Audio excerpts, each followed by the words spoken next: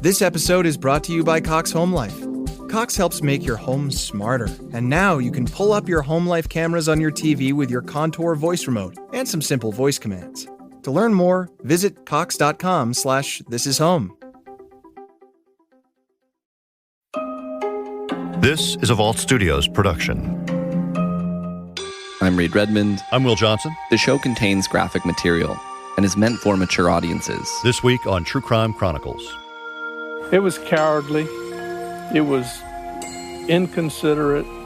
It was like a robbery. There seemingly were either multiple serial killers or there was one incredibly aggressive, terrifying serial killer. Are you kidding me that you don't test DNA against him? Like, he's a serial killer.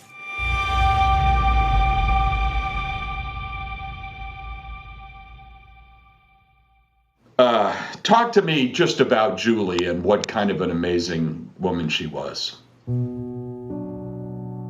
Well, that is the hardest question. Decades after the death of his daughter Julie, Tom Williams shared some of his memories of her with WUSA reporter Bruce Leshan last year. Julie was a smart young woman. She was very eager to learn. I think she drove her teachers crazy with the questions she'd ask. And I think they thought that sometimes she was picking on them some way. In any event, she was very eager to learn. She was tenacious. Tenacious, caring. Those are some of the attributes Williams says made Julie who she was. You think about her every day. Every day. Yeah. Impossible not to. Many of the good memories are still sharp, like Easter of 1996. I met her down in Florida. It must have been, in fact, it was Easter break. And she and I and Julie's sister met down in Florida and spent some time on Sanibel Island and just a few days. And then we drove up to Tampa and Julie flew home and I came back to Minnesota. So that was April, and within 60 days she was dead.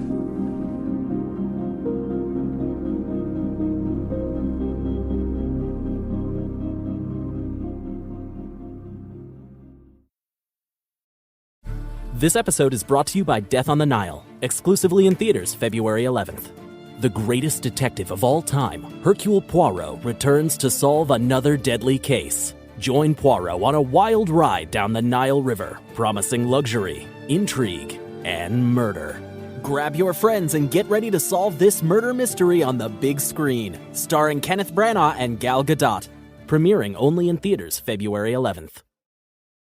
This episode is brought to you by DirecTV Stream. Introducing DirecTV Stream, the best of live TV and on demand, which means you can get all your favorite sports, movies, and shows together, so you can watch new episodes of your favorite reality shows live or binge old episodes on demand. Either way, get ready for some drama. And the best part? DirecTV Stream has no annual contract. DirecTV Stream. Get your TV together at directtv.com. Requires high-speed internet and compatible device. Content varies by package and location. Restrictions apply.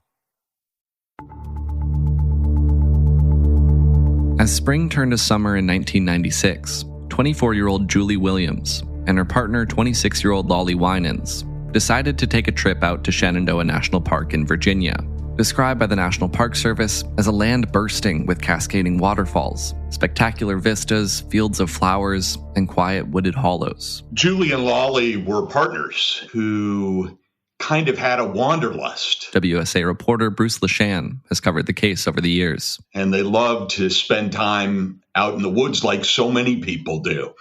And they would camp and hike long-term, including in Shenandoah National Park, which is just a beautiful, serene, calming place where millions of people go every year to take in nature. The couple hiked into the park on May 19th, joined by Lollie's golden retriever, Taj. They were camping there near a creek, not far from Skyland Lodge, where, again, a lot of people go. The three of them, Julie, Lollie, and the dog Taj, were all seen hiking together in the park on the 24th. But then, days later, Taj was seen wandering the trails on his own. And on June 1st, investigators would discover the bodies of Julie and Lollie, their throats slashed. It was several days after they were killed that a hiker found their bodies. They were near their campsite. One was in her tent. The other had been dragged out of her tent. They'd both been brutalized. They were bound. There were hairs in the tape tape that was used to bind their bodies. You can imagine there was a massive police response. The area is about 250 yards off Skyline Drive, down a steep hill. And there was little evidence that could pinpoint their killer. How angry, or what is your emotion when it comes to whoever did this? Is it anger, sadness, forgiveness? Where are you? Well, I guess I would say more fairness. I think the whoever committed the murders, once found, and certainly I would hope that they would be found. And that they would pay whatever price it is in the context of justice is justice. The families of both young women were left not knowing who did this, who took Julie and Lollie away from them. But investigators would soon have a suspect. A year after Julie and Lollie's bodies were discovered, police would arrest a man named Daryl Rice for attempting to abduct another woman, a bicyclist near Skyline Drive in Shenandoah National Park. So they settled on Daryl Rice because he had attacked another woman in the park. He had driven at her in his vehicle, and she had fled in her bike. She tried to get away from him. She put a tree between her and him. He appeared to be trying to grab her and throw her into the vehicle. And police ended up, rangers, arresting him, charging him with the crime of attempted abduction of this woman. And he was convicted of that. And so because of Daryl Rice's behavior, he looked to authorities like the kind of guy who might have attacked Julie and Lollie and murdered them too. Adding to those suspicions, authorities believe Rice was in the park the day Julie and Lollie were killed. So he was in the park at that time, but syncing that up with the actual time of death of Julie and Lollie has been a major point of disagreement between Daryl Rice's lawyers and the prosecutors. Daryl Rice's lawyers say that if you pinpoint the time of death, Daryl was not in the park at that time. 5 years after Daryl Rice was arrested for the attempted abduction, a grand jury indicted him in the murders of Julie Williams and Lollie Winans. Authorities believed that they had enough evidence against Daryl Rice that they ended up charging him with these two murders.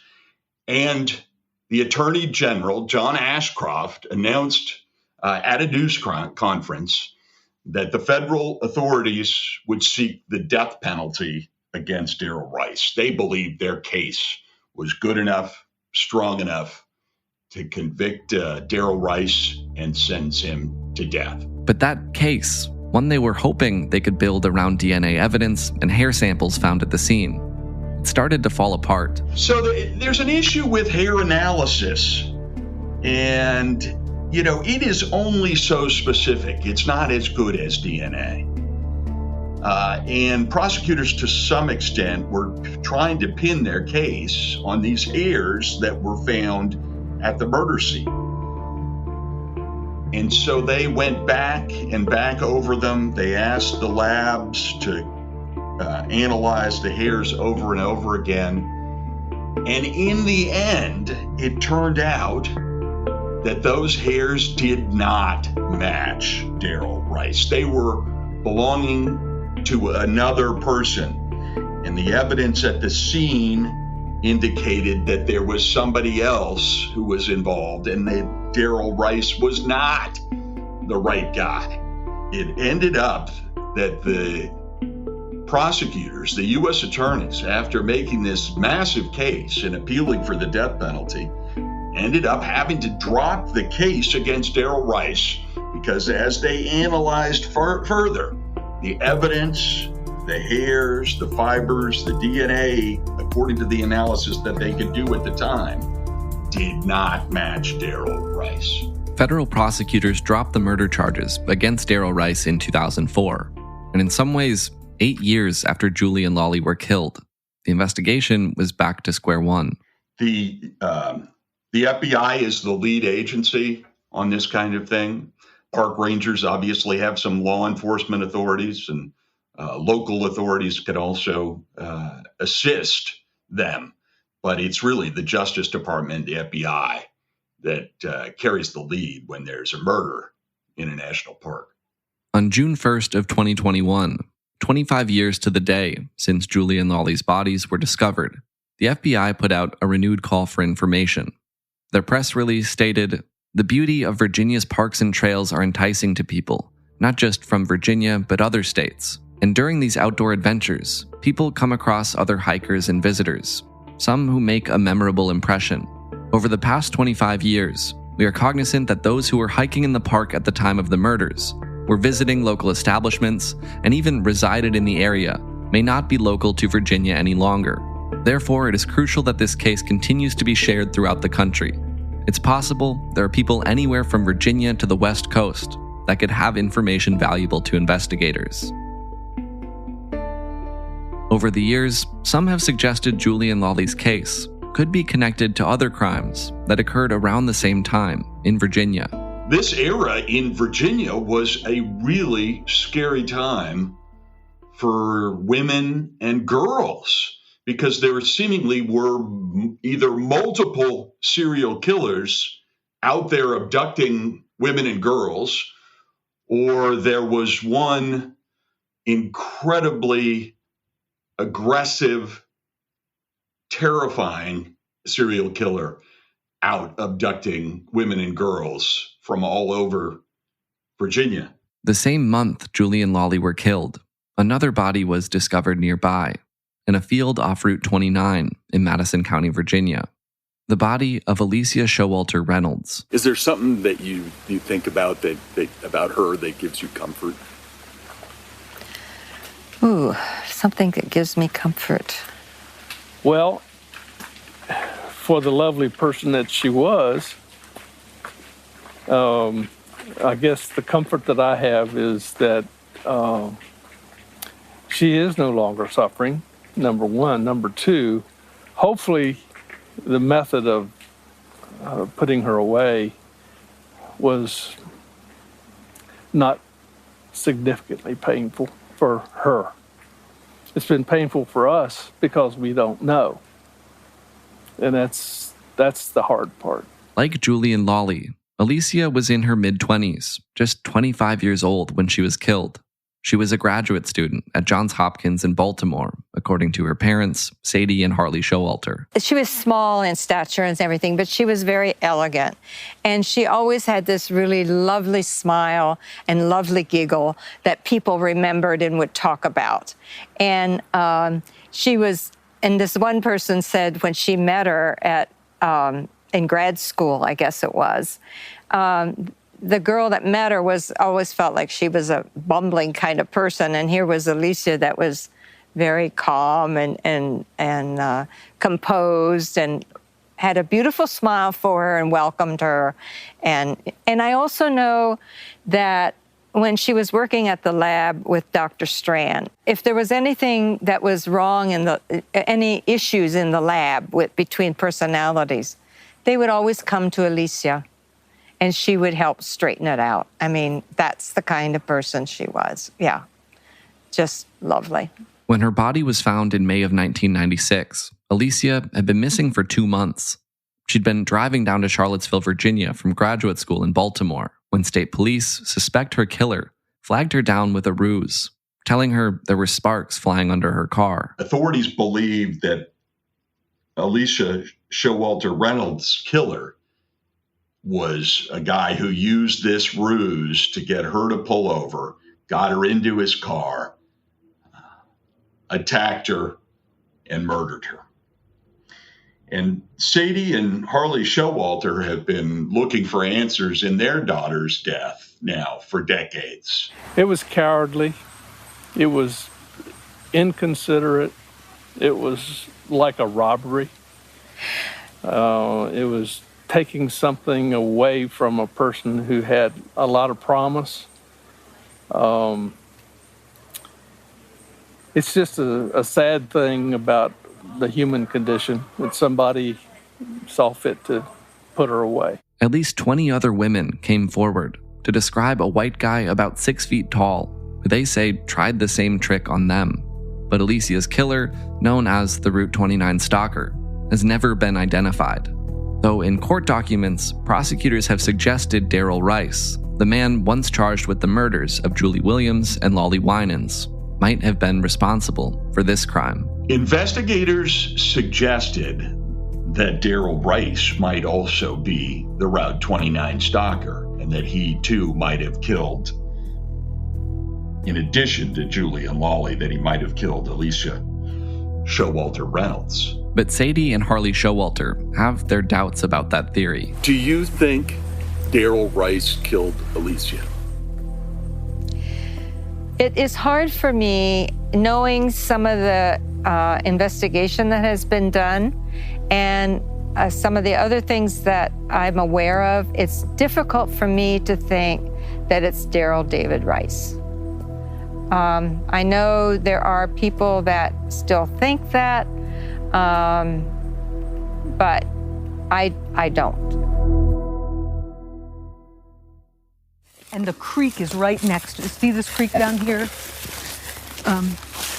It's closer to the... What are you? Does this look familiar to you? Oh, yeah.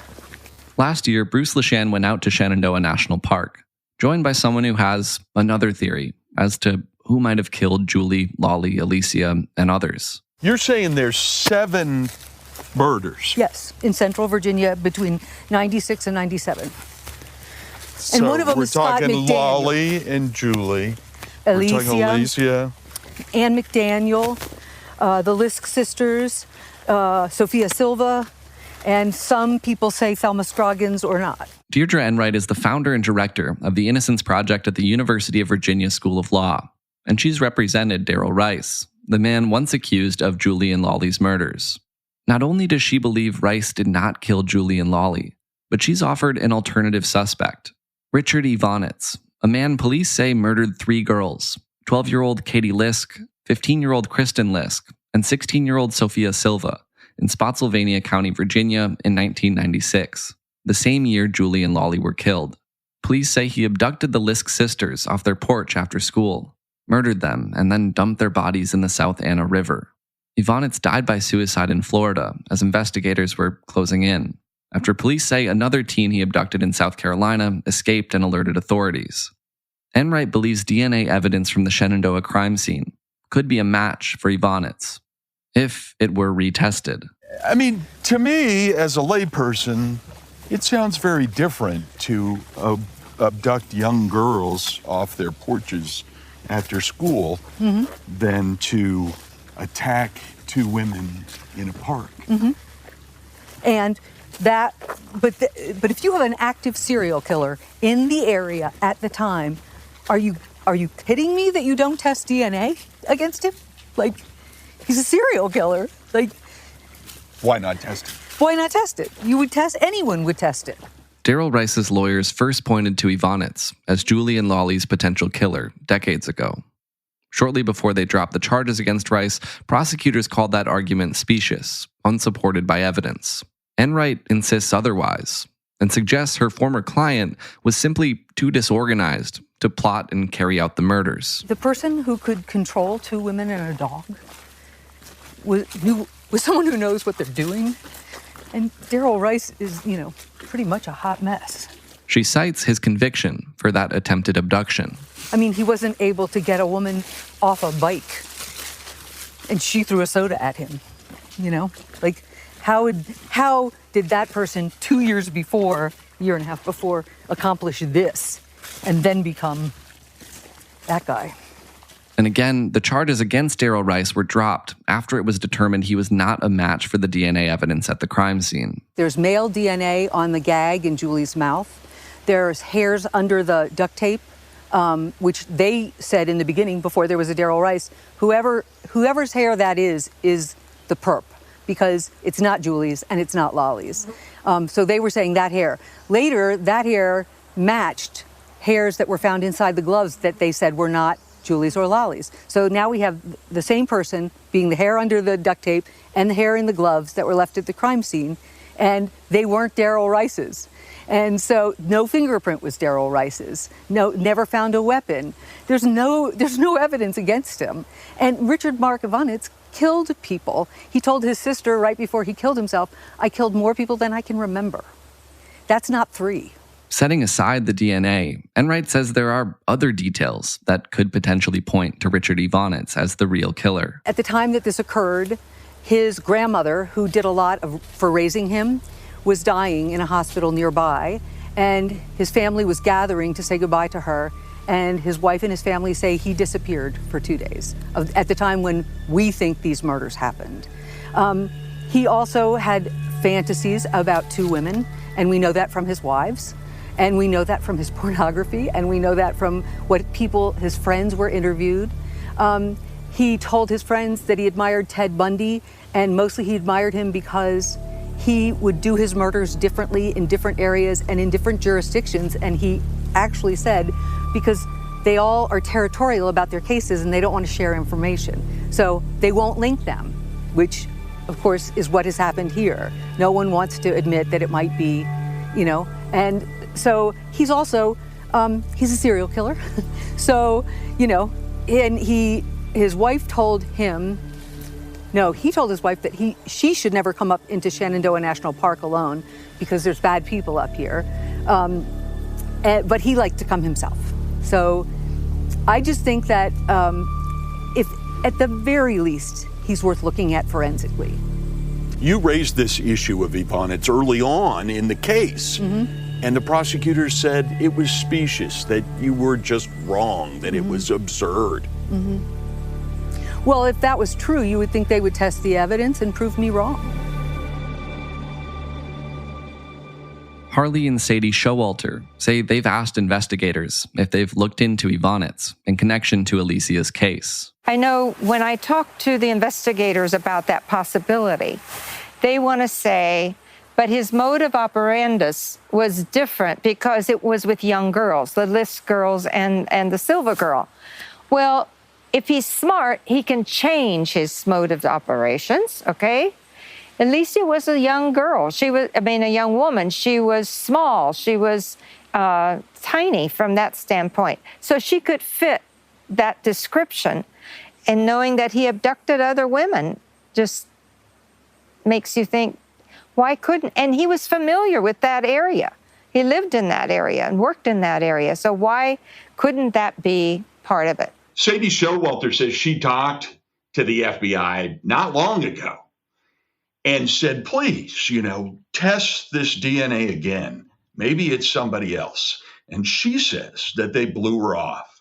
Tom Williams, Julie's father, rejects the suggestion that Ivanitz could be his daughter's real killer, even going so far as to call it a ruse when he spoke with Bruce Leshan. I have enough confidence, and I really do have enough confidence in the FBI. I have confidence that they know every place that Ivanitz was. I think there were enough people involved in that. They were chasing him to South Carolina or someplace. I mean, they knew him. They tracked everything down. They knew his background. To think that they missed something, well, they maybe missed something. I can't say they couldn't have missed something, I suppose, but I feel sure that they were very thorough. Why wouldn't they be? Why wouldn't they be? Whoever really committed these crimes, all of the families involved, have been left without solid answers. Anybody that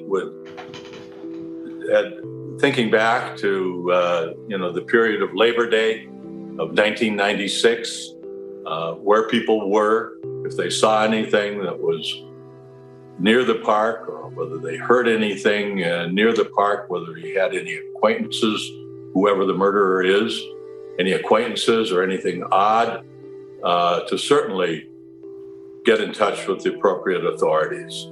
And to just something insignificant could be very worthwhile to them. And I think hopefully maybe there's a relationship with somebody that knows somebody, the murderer, that would have something that would ultimately lead to a conviction. We certainly would plead with anybody to come forward and just help. Even if any suspect or anybody that can be identified, even if they're no longer with us, it helps close the chapter. You would just like to know, even though it doesn't bring her back, it puts a period at the investigation and lets us know what really happened. I mean, it just seems so clear that the women and girls and their families, the women and girls who were attacked, they deserve some answers. They need some definitive answers. And it's just bizarre to me that after all these decades, we can't say who killed these women.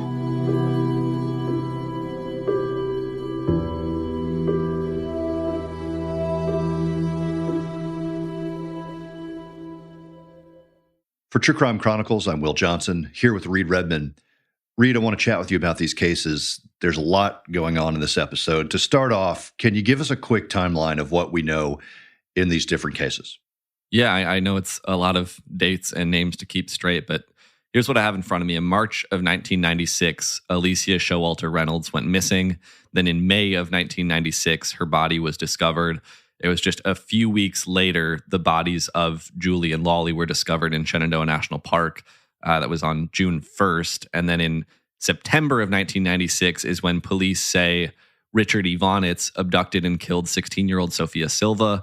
The following May of 1997, they say that he abducted and killed the Lisk sisters, Kristen and Katie Lisk. And then it's in July of 1997, Daryl Rice was arrested for that attempted abduction case, which he was ultimately convicted of. Then he was indicted for Julie and Lollie's murders in April of 2002. And then it's actually in June of that same year in 2002 that Richard Ivonitz died by suicide after police said another victim of his escaped, and then they had him surrounded. And then in 2004, finally, the case against Daryl Rice was dropped.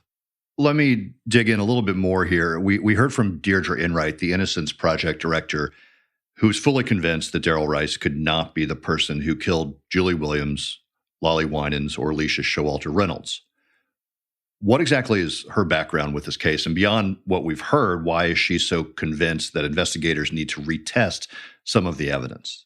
Yeah, Enright actually wrote an op-ed in the Washington Post talking more about this case, explaining that she was part of the team of lawyers who initially defended Rice, but then after that, she continued to defend him pro bono when his name came up in connection with the Route 29 stalking case. So, what we're hearing from her in this episode, it's not just a defense attorney coming out and doing her job, saying her client is innocent. She truly believes that he did not do this. And what she said in that op-ed, and also what she told Bruce Leshan last year, the main reason that she wants this evidence, these hairs from the Shenandoah case retested, is that we have tools now that we didn't have 15, 20 years ago. And what she says in that op-ed is that, according to the government, DNA testing at the time was inconclusive as to whether the hairs could be a match for Richard Ivonitz, but that she's been assured by several labs that some of the newer testing methods could give conclusive results, could tell us whether it is or is not a match. So following that timeline you laid out, when we tie in the unsolved killing of Alicia Showalter Reynolds, as well as the three murders police say Ivonitz is definitely responsible for, we're sort of left asking, are these really separate cases, or could one killer be responsible for all of them? Right. And Deirdre Enright also wants evidence from the Alicia Showalter Reynolds case retested. She says there's evidence in that case that's never been compared to Ivanitz's DNA. And she's made the same argument for there's yet another unsolved murder from that time period that she briefly mentioned in the episode, the murder of 20-year-old Ann McDaniel, who actually also went missing in 1996 in Culpeper County, Virginia, and whose body was then found 4 days after that, bound and burned and left in a remote area. And so to add another angle to the question that you raised, if it turns out that Ivanitz is not the perpetrator in any of these cases, could they still be connected? Could there have been two active serial killers in that area in the mid-90s? I mean, it does seem unlikely, but that's, what is so frustrating about all these different cases is that we just don't know which of them are in fact connected, or if they're connected, how exactly they might be connected. And Reed, as we learned, the FBI is the main agency looking into these cases. What have they had to say about these requests for retesting of evidence?